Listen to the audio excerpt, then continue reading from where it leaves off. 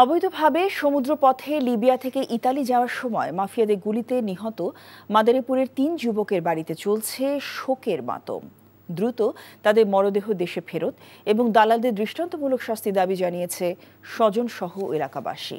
তারা জানায়, উন্নত জীবনের আশায় মানব পাচার চক্রের ফাঁদে পড়ে ইতালির উদ্দেশ্যে গত ৮ই অক্টোবর বাড়ি ছাড়েন মাদারীপুর সদর উপজেলার আদিত্যপুর গ্রামের ইমরান খান।